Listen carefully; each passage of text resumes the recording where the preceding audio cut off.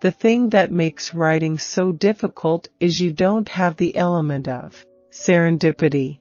At least with a photograph, you can set up the camera, and something might happen. You might be a lousy photographer, but you can get a good picture if you just take enough of them. I have a vivid, apocalyptic imagination. I just started taking pictures, and it was an instant love affair. It was just ecstatic. Eventually, my highbrow parents, who so hated the Eisenhower suburban culture of the 1950s that the only magazines they subscribed to were The Atlantic and The New Yorker, broke down and got Life magazine. I'm not a good photographer, not a good writer. I'm a pretty regular person whose insecurity is so pervasive that it makes me always feel vulnerable. It's usually so fraught when you're taking a picture. I work with an 8x10 view camera, and there's a, hood that I put over my head, and it's tricky and complicated. I baked bread, hand-ground peanuts into butter, grew and froze vegetables, and, every morning, packed lunches so healthful that they had no takers in the grand swap fest of the lunchroom. Death makes us sad, but it can also make us feel more alive. I don't like memoirs. I think they're self-serving, and people use them to settle scores, and I really try not to do that.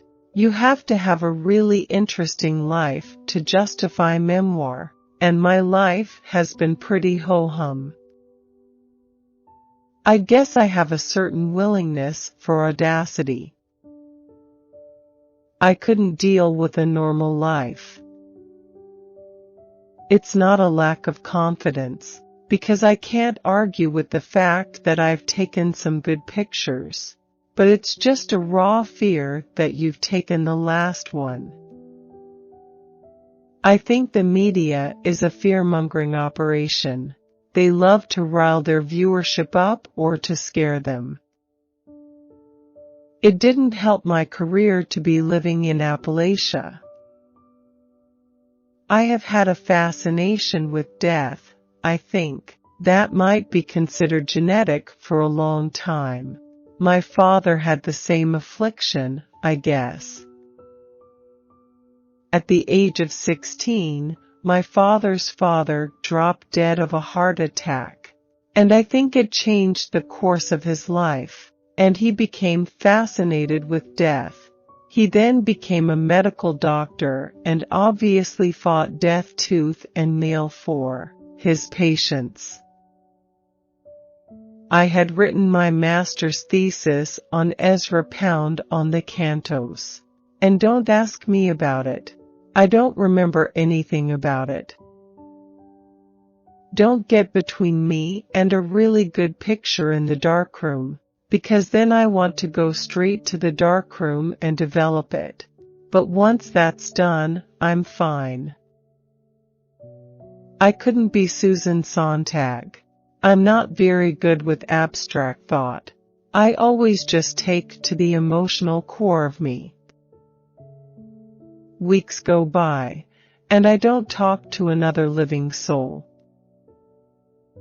I taught up in Maine a couple of times and wasn't able to take a single picture. All that blue sky, ugh, sparkling clear air, just terrible. I couldn't do it. You start blocking out things. And that's a really important part of taking a picture, is the ability to isolate what you're concentrating on. I work all the time. I never leave home. I just stay honed in on what's ahead. I'm just the opposite of a lot of photographers who want everything to be really, really sharp. And they're always, stopping it down to F64. When you look at your life as an artist, you do see that when you get to be 60, you're coming, this is the last chapter. When we were on the farm, we were isolated, not just by geography, but by the primitive living conditions, no electricity, no running water and, of course, no computer, no phone. Though I made my share of mistakes, as all parents do, I was devoted to my kids. I walked them to school every morning and walked back to pick them up at 3. Maintaining the dignity of my subjects has grown to be, over the years, an imperative in my work, both in the taking of the pictures and in their presentation. I'd park myself in the bookstore and read with one eye on everyone coming in. I remember reading a Robert Bly book of poetry. I have 3 libraries. As a gift, a friend alphabetized and organized my main library of novels, history books, and nonfiction. Then I have a photo book collection.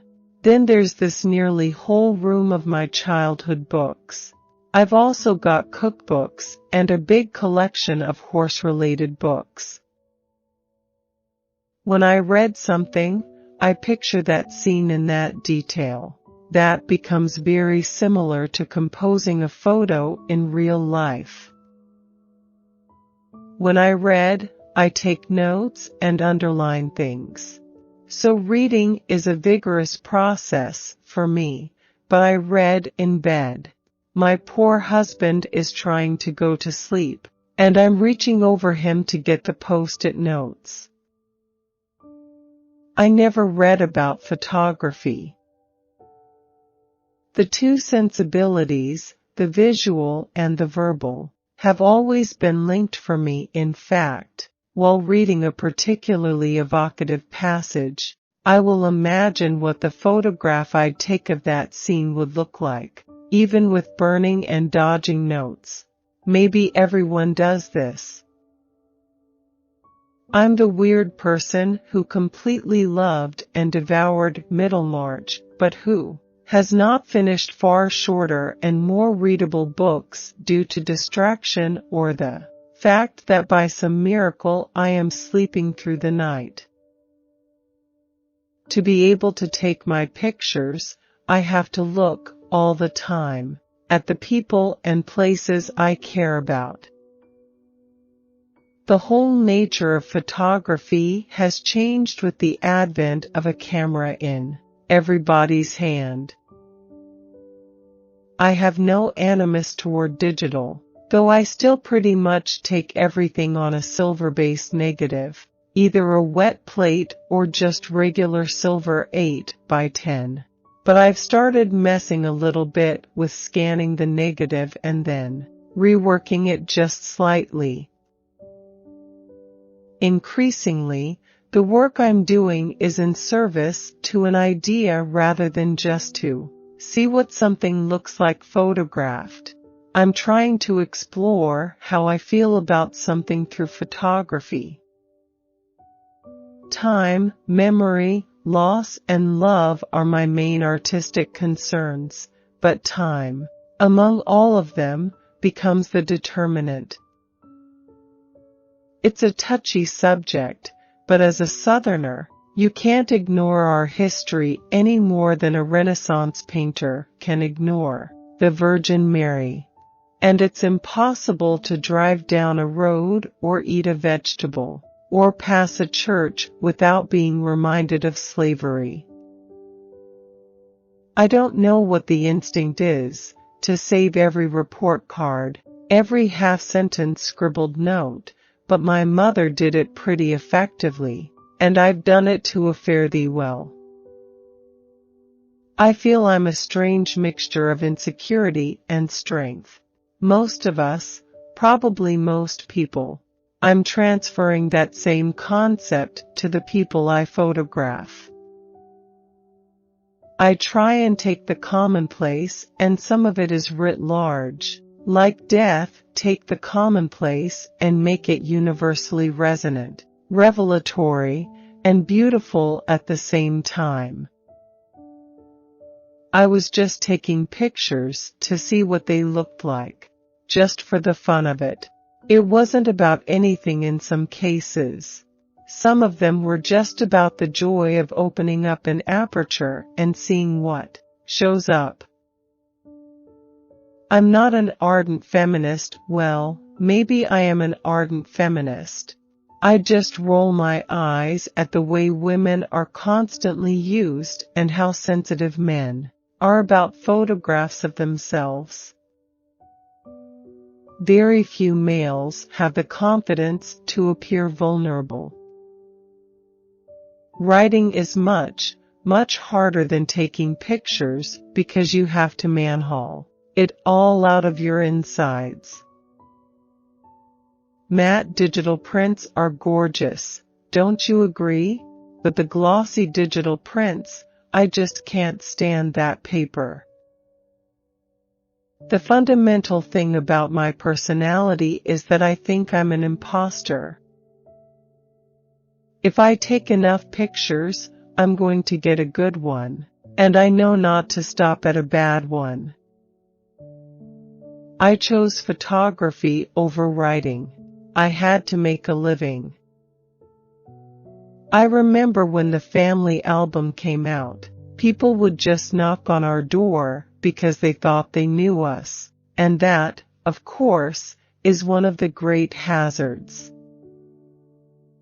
Each time you take a good picture, you have the wonderful feeling of exhilaration, and almost instantly, the flip side. You have this terrible, terrible anxiety that you've just taken your last good picture.